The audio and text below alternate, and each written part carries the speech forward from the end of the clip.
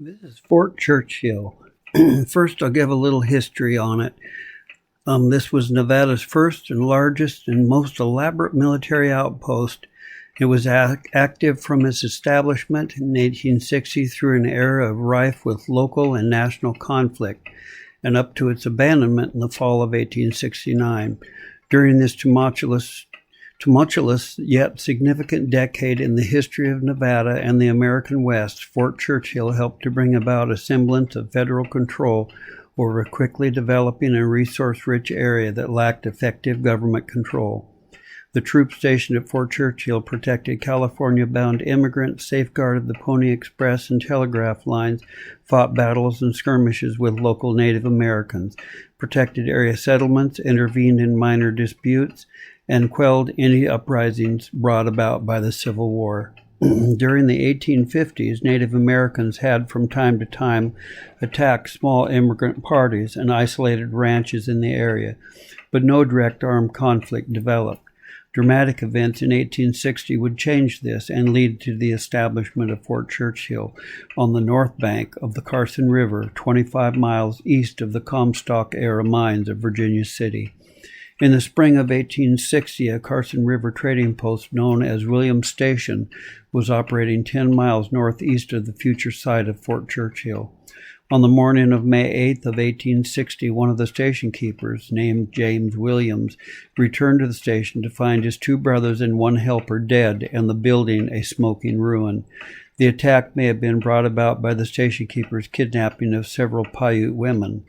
Upon discovering the scene, James Williams carried the news to nearby Buckland Station. From there, Pony Express riders relayed the story in increasingly exaggerated forms to settlements west. The attack at Williams Station generated much excitement as well as fear and desire for revenge. This desire for revenge resulted in the hasty movement of 105 volunteers to Pyramid Lake to avenge the death of the men at Williams Station. In the battle that ensued, the outnumbered volunteers suffered a major defeat, losing two-thirds of their original force. The Native Americans' decisive victory led to more communities calling for protection and retaliation. Urgent calls went out to California for regular Army troops. The troops, bolstered by additional volunteers, moved against the Native American forces in early June of 1860. In this second battle, the outnumbered Native Americans were forced to retreat. Collectively, these two battles would become known as the Pyramid Lake War, the single greatest confrontation between Native Americans and settlers in the Nevada history. Immediately following the Pyramid Lake War, Captain Joseph Stewart and his Carson River expedition were ordered to establish a post near the Carson River. Construction began in early July of 1860, and over the next several months, thousands of dollars would be spent constructing a permanent desert outpost. For 9 years, Fort Churchill, named in honor of Sylvester Churchill, Inspector General of the U.S. Army at the time, would protect the area settlements, guard the area's communication and transportation corridors, and serve as a supply depot for the Nevada Military District. The fort was abandoned in 1869, and the Adobe buildings were auctioned off for $750. In 1884, the remains of soldiers buried in the post cemetery were also moved to the Lone Mountain Cemetery in Carson City. The remaining graves are those of Samuel and Eliza Buckland and 5 of their 8 children. In the early 1930s, the Nevada Sagebrush chapter of the Daughters of the American Revolution took an interest in preserving the fort and had 200 acres transferred to the state of Nevada. Then in 1935, under the guidance of the National Park Service, the Civilian Conservation Corps spent 2 years stabilizing the ruins and creating a viable state park. It's a beautiful place to explore, so come along with us and enjoy.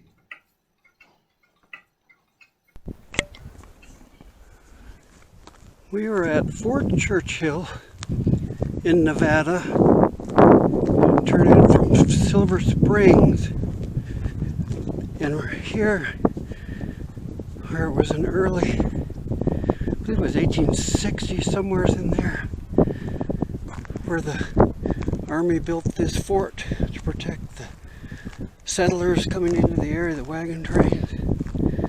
The early pioneers. They built this fort here to protect them from the Indians and the station. Anyway, we're gonna explore here. They're all Adobe buildings. So let's just get down the trail here and we'll walk in and explore. Here's a trail that leads in. You're supposed to stay on the paths only and not walk anywhere else. Here's the warning sign: due to structural integrity of the ruins and safety concerns, entering the buildings is prohibited. Please stay on trails. Efforts are underway to restore ruins to a condition of structural safety and historic accuracy. Anyway, it's very fragile. It's very dry out here. It's high desert. And all these adobe structures have been long dilapidated. I think it was 1869 that it was abandoned and auctioned off for $750. And all of the wood and whatnot was used to build a nearby two-story ranch home.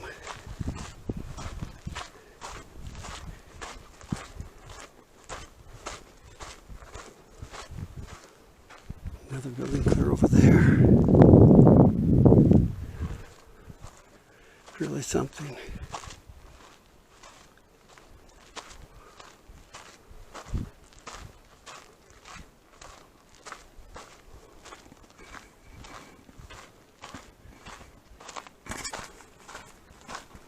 Okay, let's turn it on and get over there to that other part.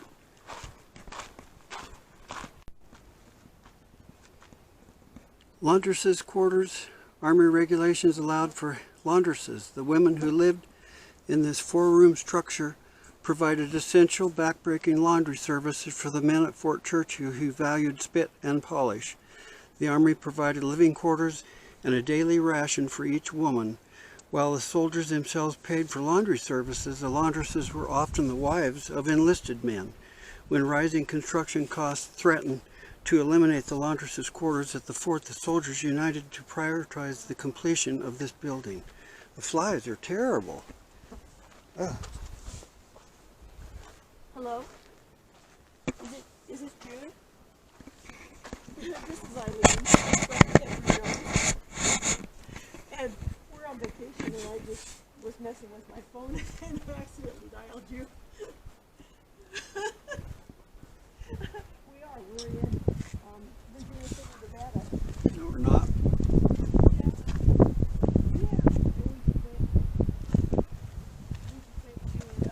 Fort Churchill.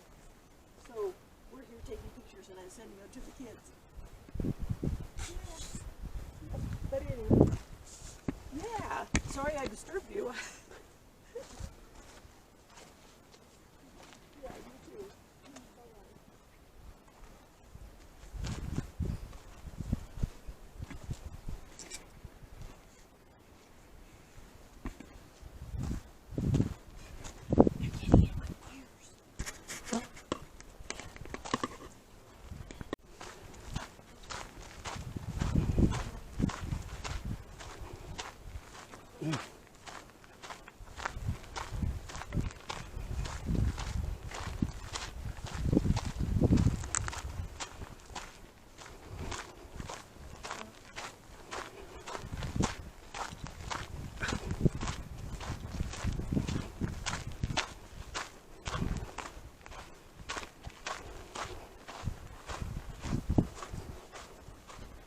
There's all those holes are for. Had wooden beams in them or something.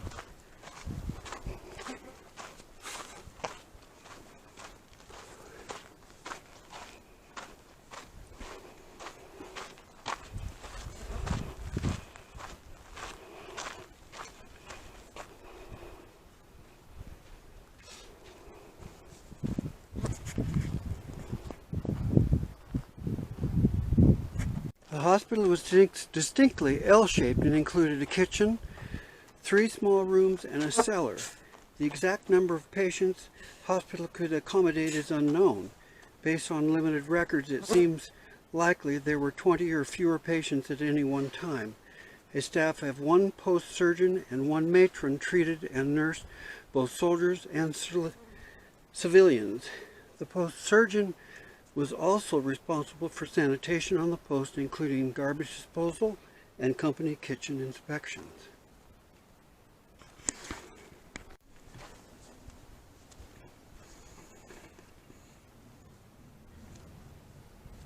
I suppose those notches were for floorboards, maybe.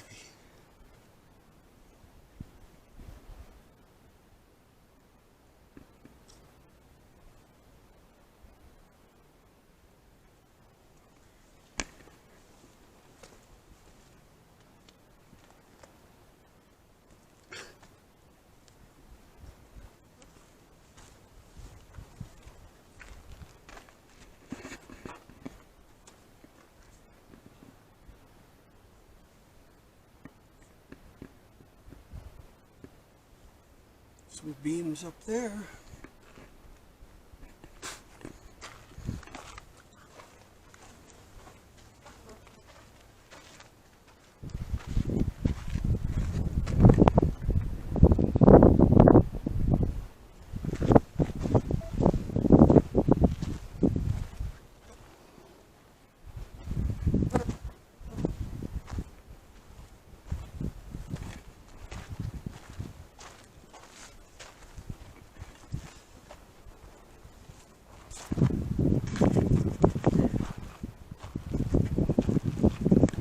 Here's the Fort Battery.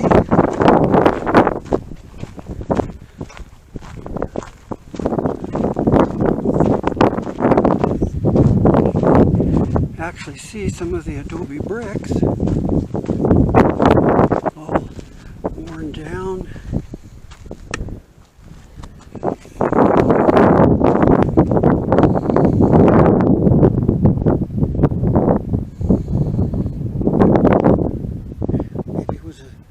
Gun placement, I'm guessing.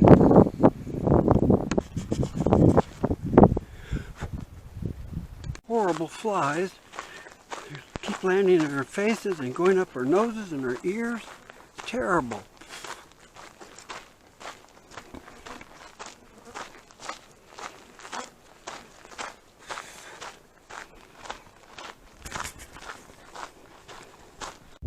And this is the powder magazine.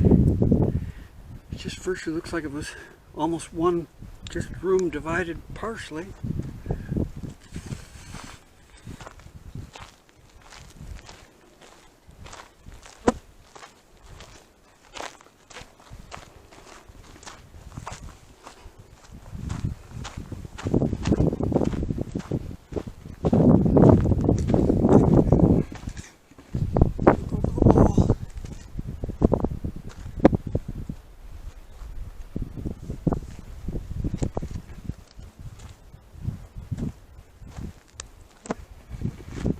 Thick Adobe walls.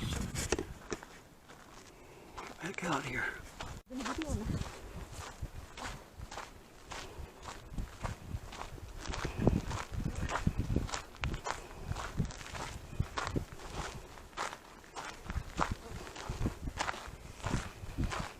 There's a guardhouse.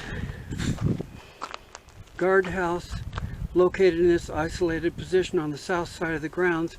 Construction of the guardhouse was completed in the spring of 1861.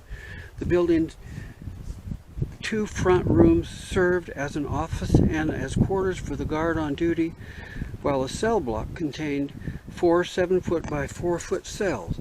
During the life of the fort, this building held assorted deserters, drunkards, brawlers, thieves, and other criminals. Wow.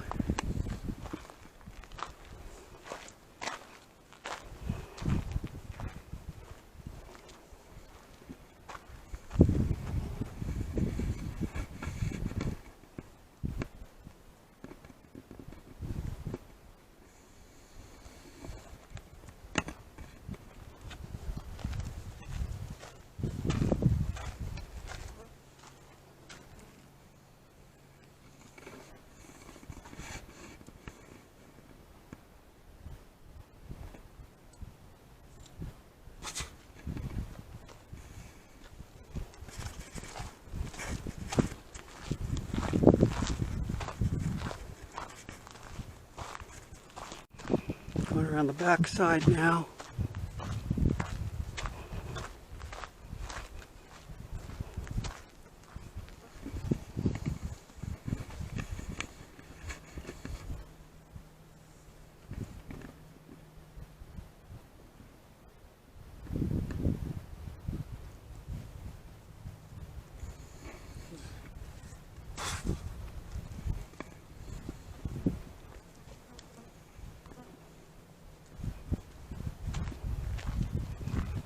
No windows in the back.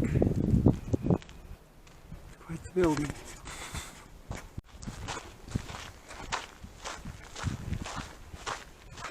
I'm gonna walk up here, trying to hurry. These flies are eating us alive.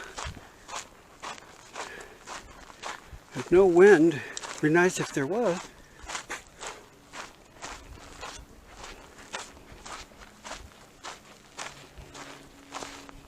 That's what the finished fort looked like.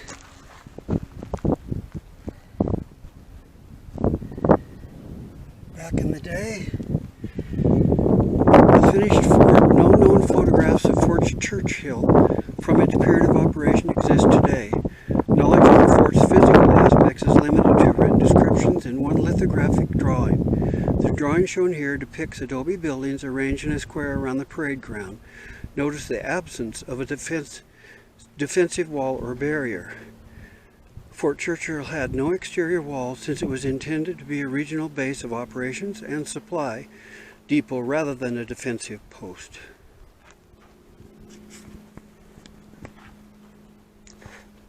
As we're walking along the trail here, just going to show, if you see off in the distance,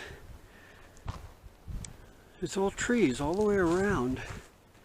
That must be a river or creek or something that runs along the back. And we're coming up to the next set of ruins up there.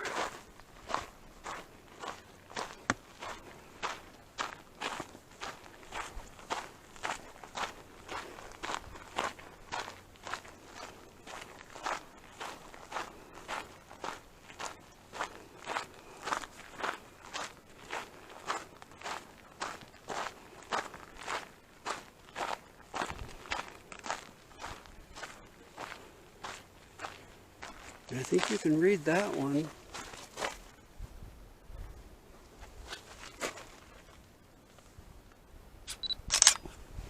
Yeah, we don't care to see any snakes.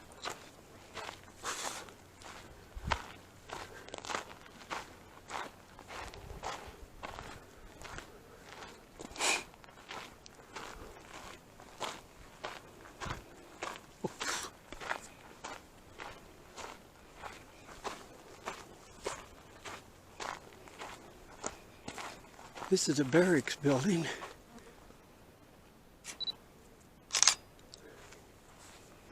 Not much of it left.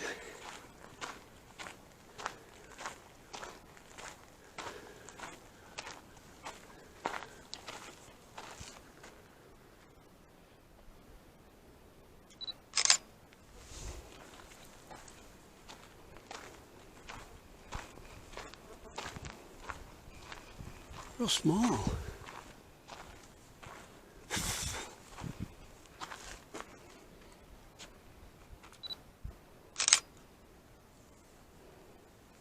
There's a corner.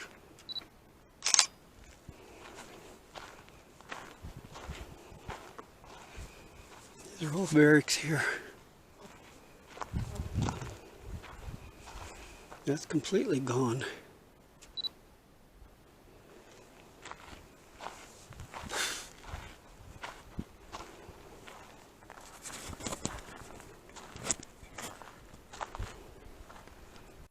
And these are buffalo flies, guy just told us.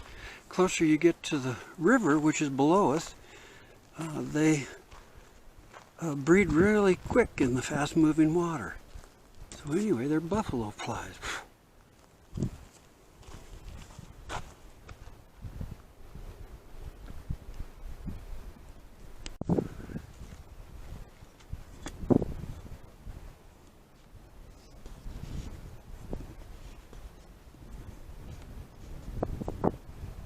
hold the camera still while I'm trying to focus the lens with the other camera. Anyway, these are the next barracks, and that is the Carson River behind us. So that's along the tree line.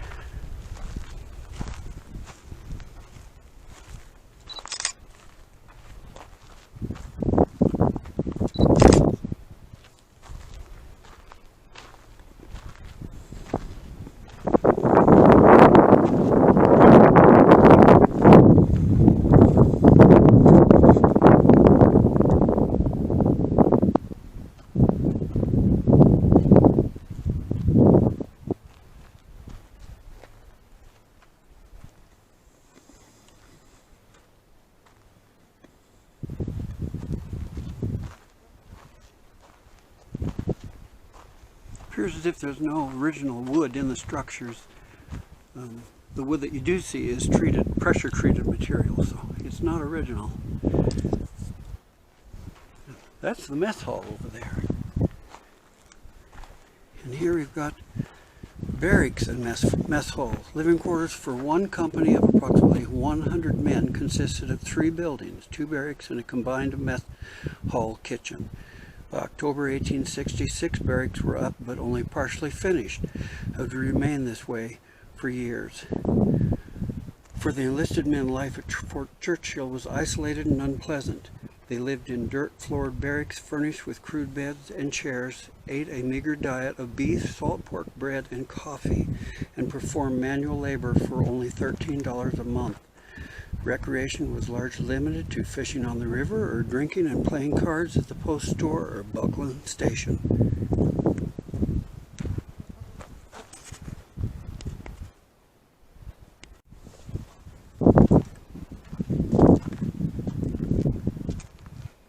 Now this is the mess hall.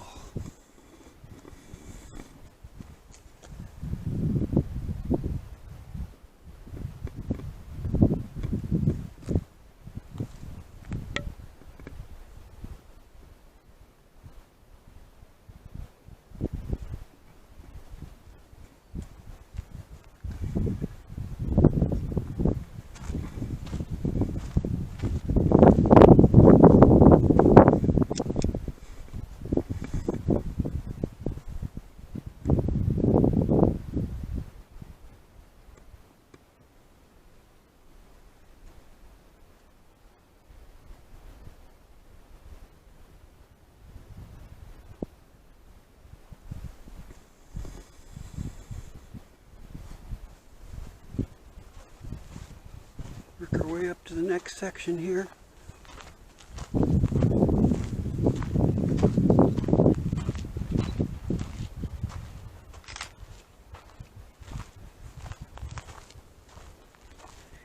A lot of the walls are gone there.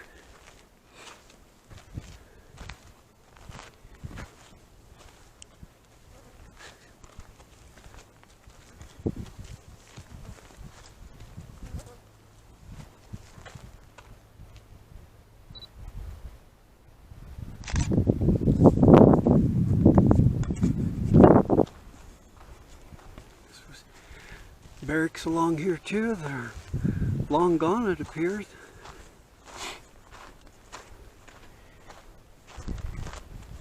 Keep moving to keep those buffalo flies off of us. There's a little breeze up here higher. And close to get away from the river, I guess.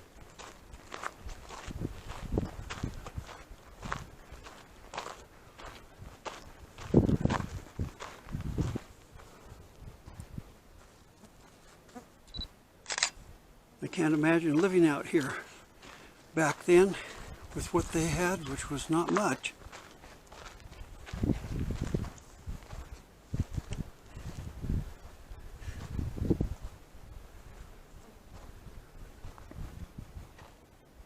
can see some of the Adobe bricks back there.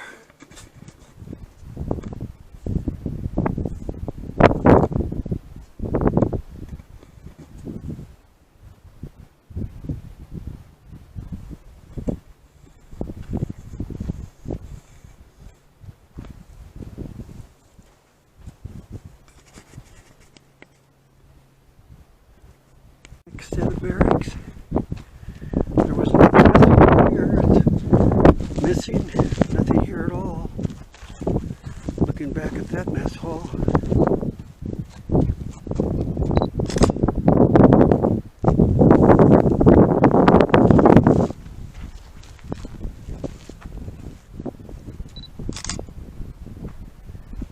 Next one, he put a nice thick layer over the top of the bricks to protect them.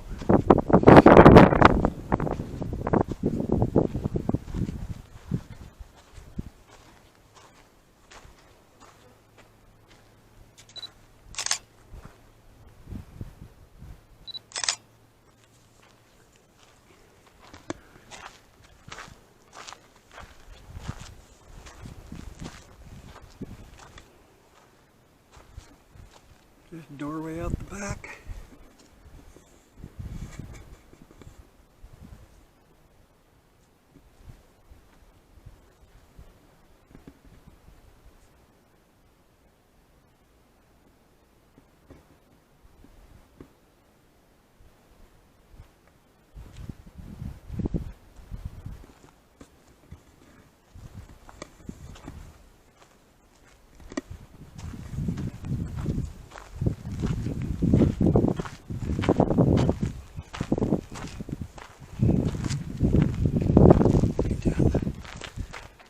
Here.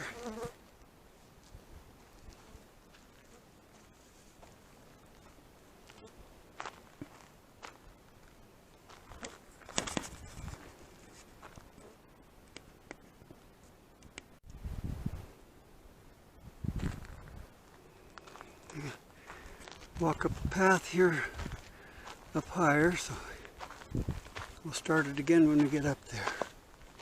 Looks like the officers' quarters are coming up next. Looking back at the barracks building.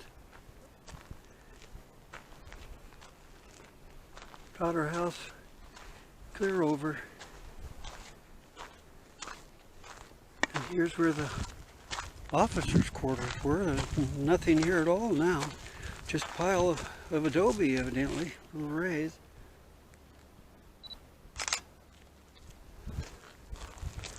All that's left.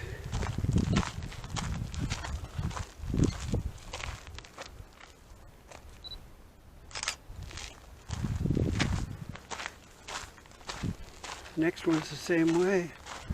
Just some rocks. The officer quarters as well. Nothing there. There's the trail back to the information center.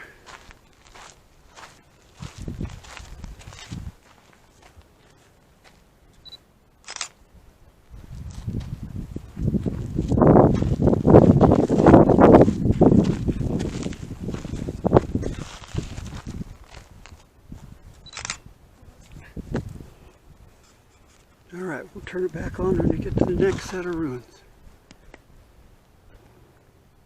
Getting back to the officers' quarters, and they were all along here. Here's the next set, right here. Nothing here either.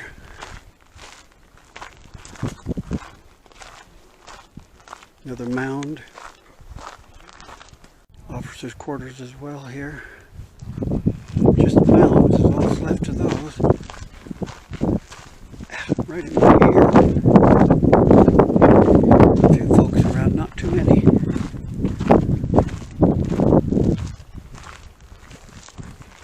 Right in here.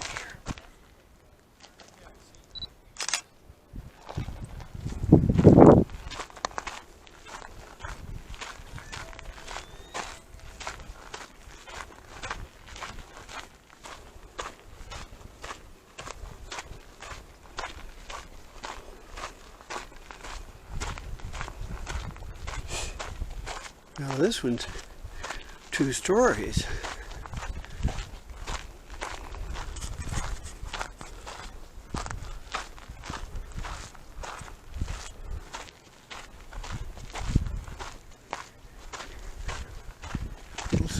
Swale through here for water to go through.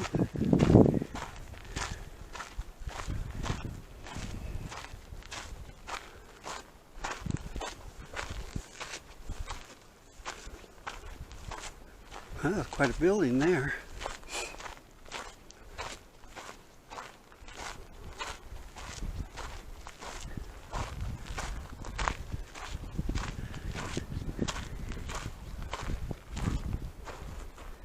Here's the other row.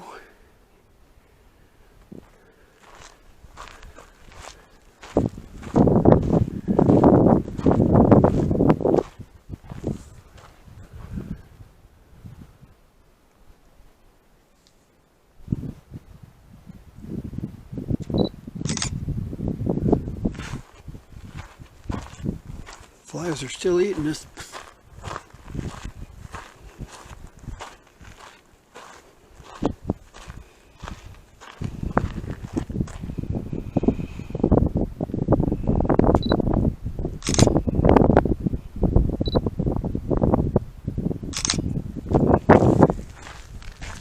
Walk around the back.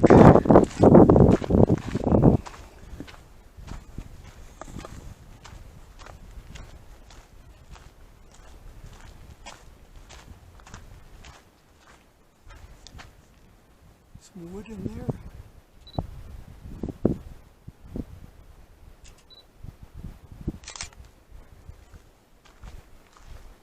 That up there is old window frame. Bits of it.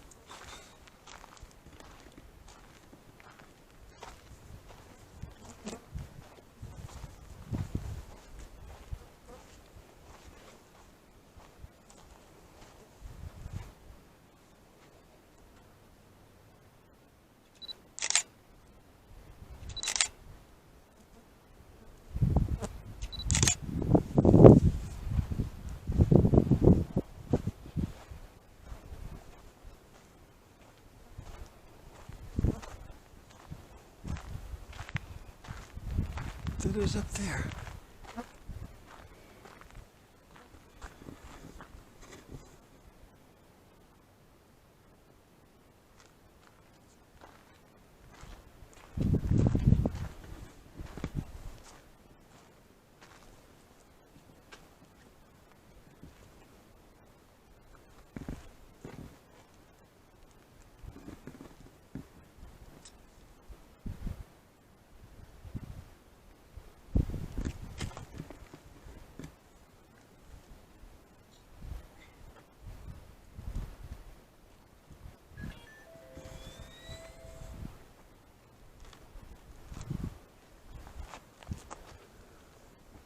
They weren't very big rooms.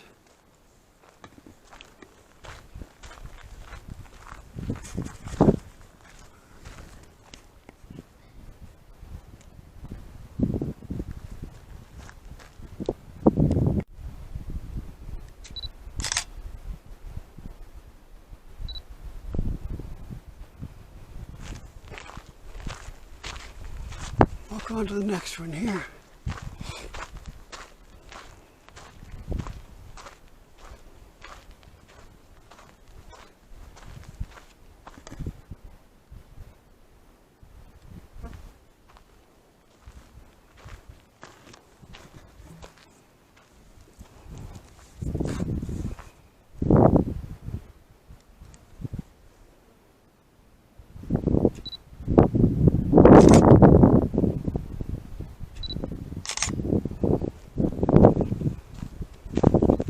Got rock from somewhere. Not much rock around here.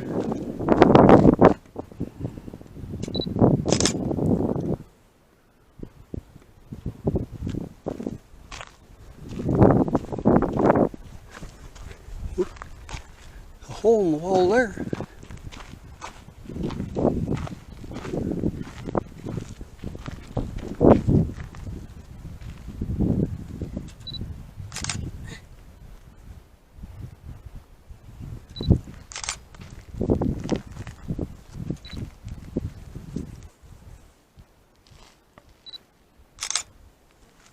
Beautiful sky today.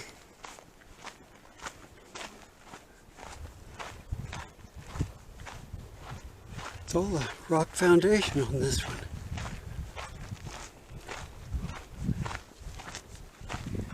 I don't know why the brick up there like that.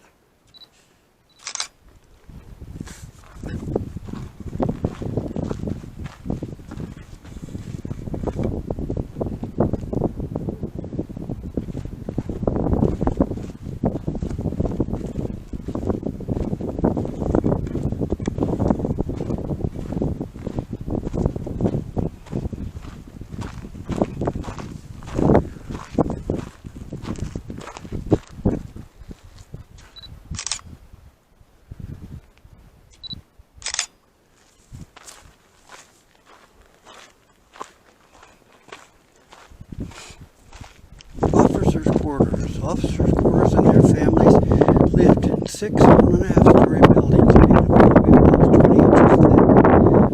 Wide pressure shelters 3 sides of each building, and attached to the back was a woodshed and privy. No trampling through the weather for these officers. The first floor contained a parlor, 2 bedrooms, a dining room, and a kitchen with a cellar. Life at this post was far more pleasant than other more isolated outposts, and officers considered Fort Churchill a luxury assignment. Wow. That's pretty good. Okay. The flies are still getting us. One more row here.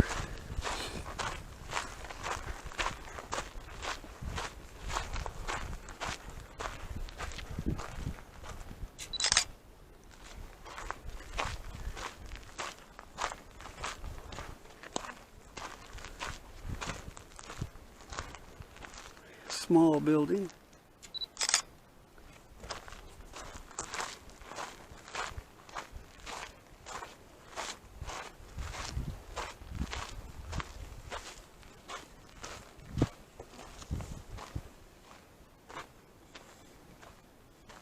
That's sure a small room.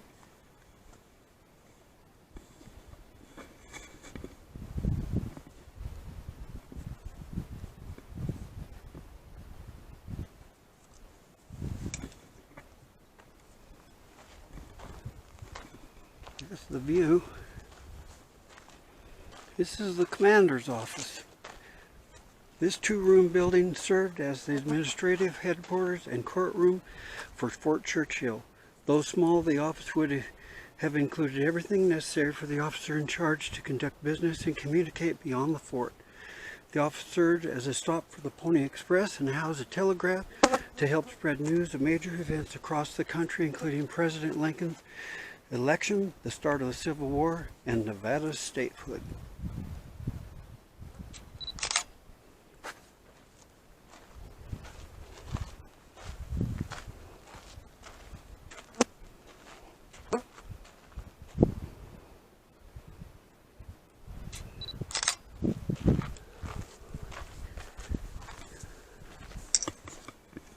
This is the other side of it.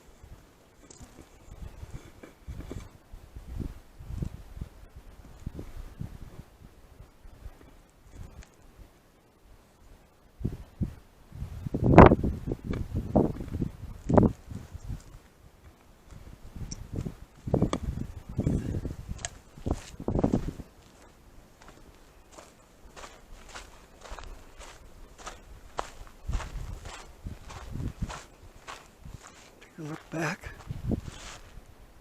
It's awful small looking.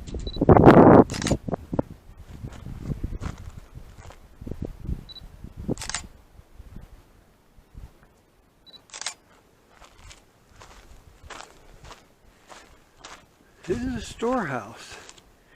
Quartermaster and substance storehouse were deliberately situated near the commander's office and within view of the guardhouse to discourage thievery. Both storehouses were built with 20-inch thick Adobe walls and included a finished office and a large unfinished storeroom. U.S. Army stored and distributed food and other equipment from these storehouses to troops at Fort Churchill and across northern Nevada. That's Churchill. Can't talk right.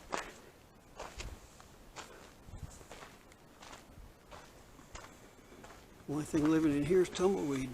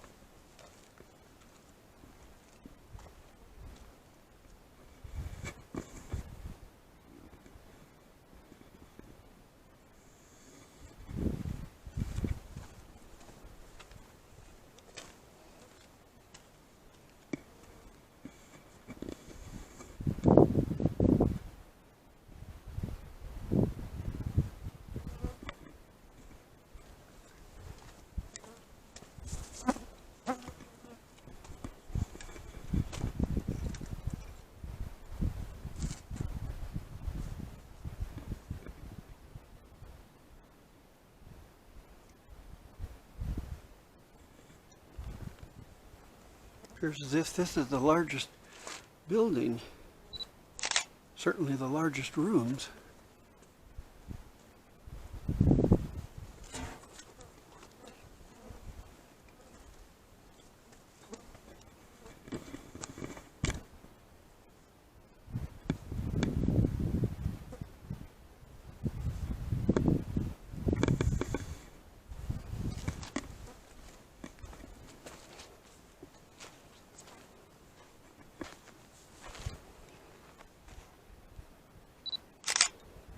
Must have been the office on the far end. This is the storeroom on this end.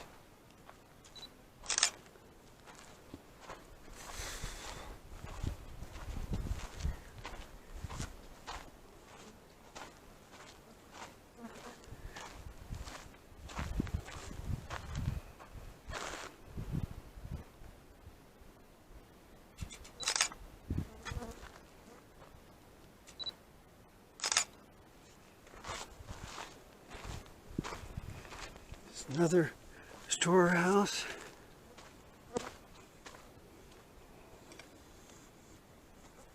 Office on this end.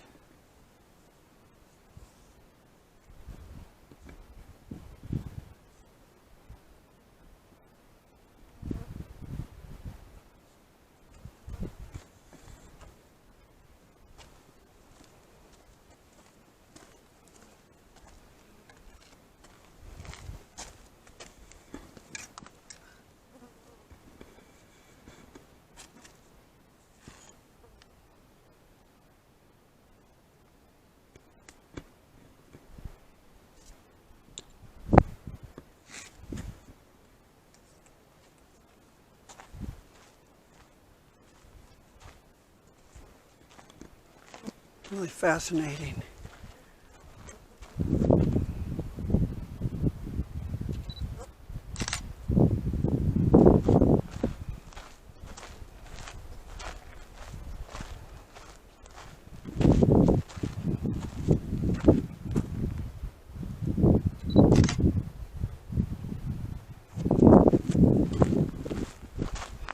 That's where we started, over there.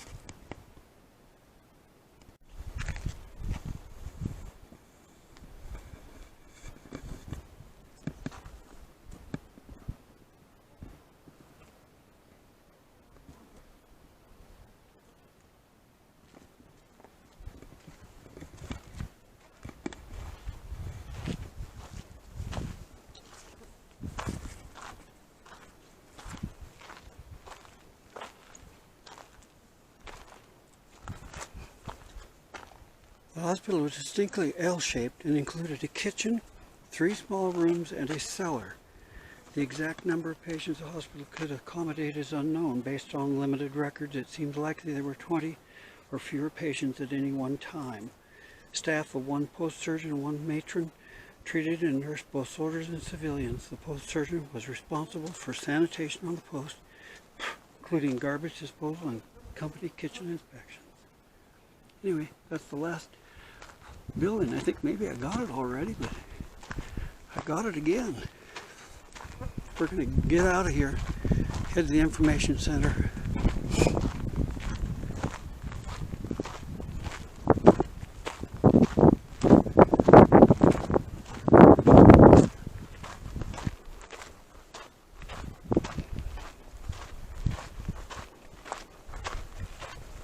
All right. It's beautiful. The mountains in the background. Nice rocky paths. It's a fun place to come visit. Thanks for watching. Appreciate you watching my videos. I hope people enjoy them. Tell others about them. Just really appreciate it. So anyway, we'll close this one up here. We'll be on our way to the next adventure.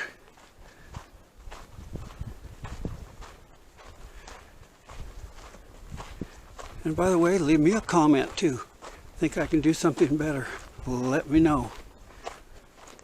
Anyway, thanks again for watching. Please subscribe.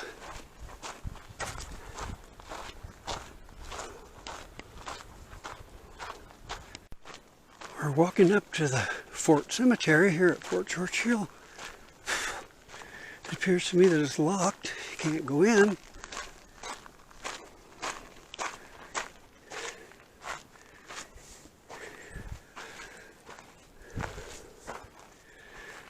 The post cemetery was the final resting place for soldiers killed in local battles and those who died from exposure, illness, and hardship.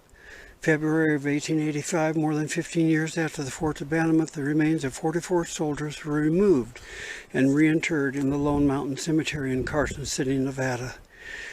They are listed as Fort Churchill's unknown dead, since weather and time left their headstones unreadable. Only one grave could be identified: Charles McDermott, commanding officer at Fort Churchill from 1862 until his death in 1865. Today, the old cemetery holds the remains of Samuel Buckland, the local rancher and pioneer. Beside him are the remains of his wife, Eliza Ann, and 5 of their 8 children.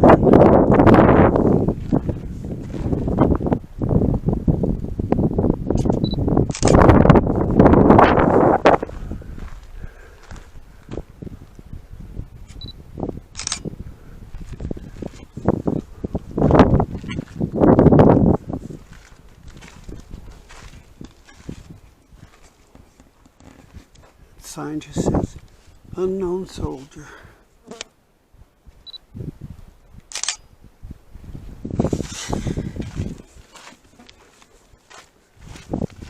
Walk around the outside path they've provided, and this can't go in at all. Here it appears this must be where the rancher and his family are buried. Headstones all toppled over. Samuel Sanford Buckland. Extend this out.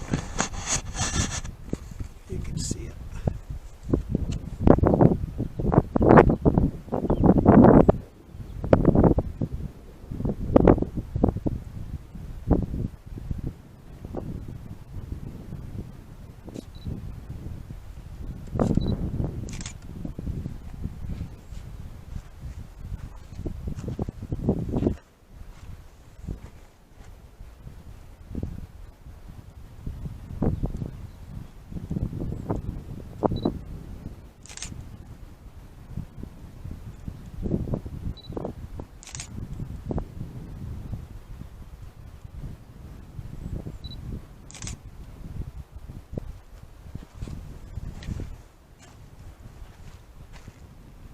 Remains of that one.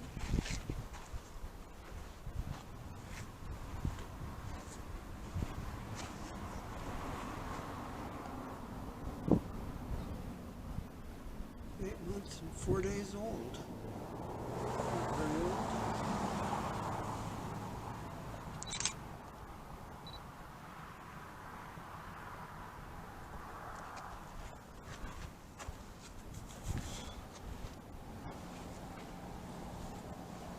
Samuel Theodore.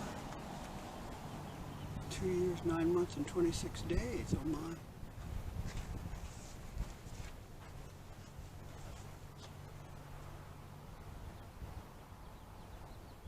I can't read it. St. William. 1 year and 8 months old. Oh my.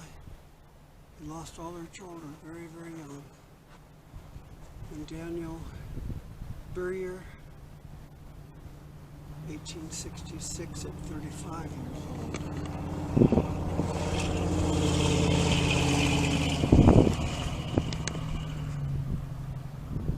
Look at the bottom here.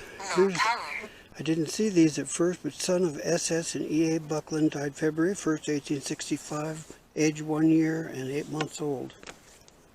Here rests the sweetest bud of hope that heir to parents' wish was given. This one is Samuel Theodore, son of E.A. and S.S. Buckland, age 2 years, 9 months, and 2 days. He was for the earth to appear a flower. He did not long remain. God took him to his heavenly bower, where we shall meet again. This one, whoops, sorry there. This one is Charles Delbert.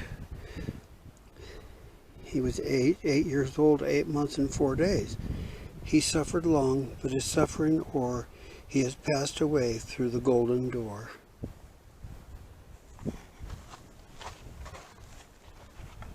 And this one is Eliza. Oh my. She was only 2 days old. How sad. This child was an infant. Anne was her name. And there's no date, of course. Eliza Ann, beloved wife of S.S. Buckland, aged 43 years, 4 months, and 2 days. She not for her the bitter tear, nor give the heart to vain regret. 'Tis but the casket that lies here, the gem that filled it sparkles yet.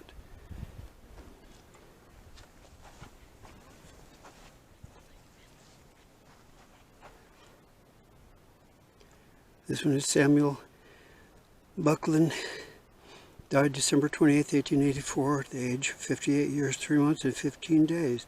Dear is the spot where a father sleeps, and sweet the trains the angels pour. But why should we in sorrows weep? He is not lost, but gone before, erected by his sons. Well, that's it. This little cemetery. That's all that's in there. Okay. We'll head back to the truck. Thanks again for watching. Please subscribe, like, and subscribe. Tell others. Thank you so much for again. Bye for now.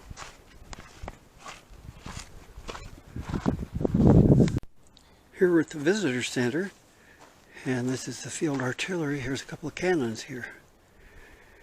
In the fall of 1864, Lieutenant Colonel Charles McDermott anxiously awaited the arrival of 3 mountain howitzers, which eventually arrived at Fort Churchill, were 3-inch Army Ordnance rifles. These rifled cannons boasted improved accuracy and range, but were considered useless for desert warfare because of their large size and unwieldiness. Just weeks after their arrival, the cannons were distributed to volunteer military units along with Comstock. In 1883, the Army declared one of these 3 cannons unserviceable and disposed of it. The other 2 embarked on a series of moves between Carson City and Reno. Finally, in August of 1977, the Nevada Division of State Parks acquired the cannons. With the assistance of the Nevada Army National Guard, they were returned to Fort Churchill. That's cool. Really cool. Wow.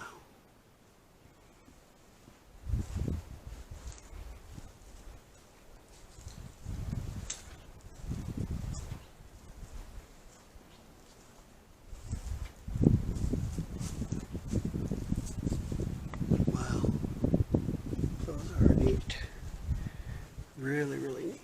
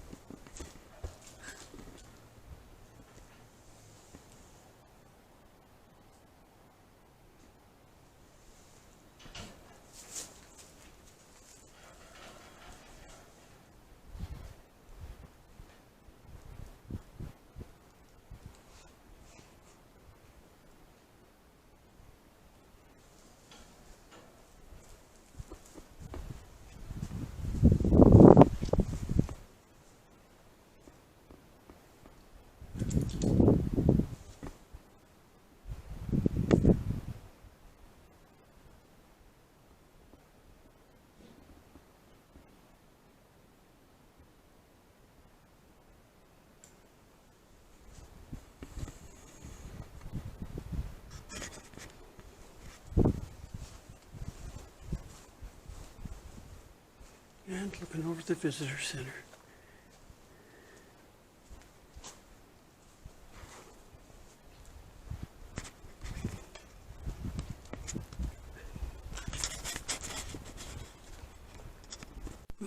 Windows of the visitor center. I don't know if you can see that at all in there, but there's a neat old army cart, I guess, of some sort.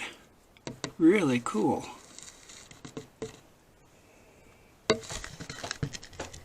In the building. And in this window up here, I'll take a look at this. Resident plants. Up here.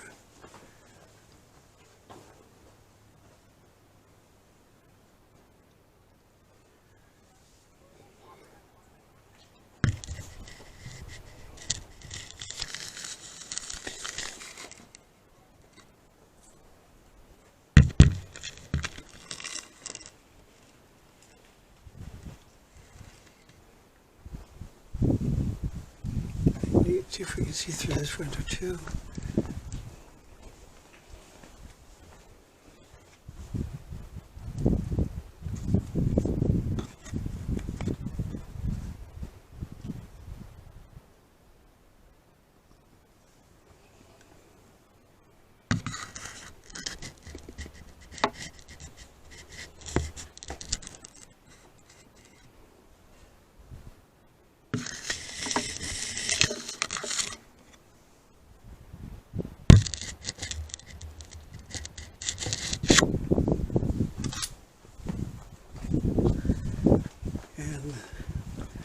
This is a jail cell.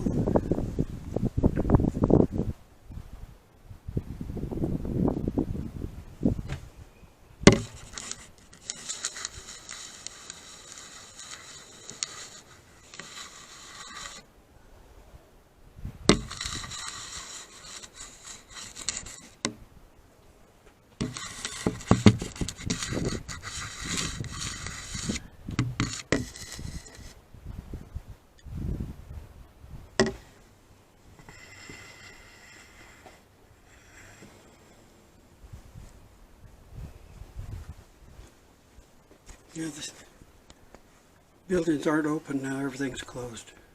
Evidently from the COVID stuff, so there is a jacket hanging in the corner there.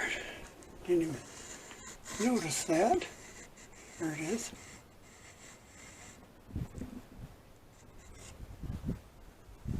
Not much of a room. Got a bed and that's it.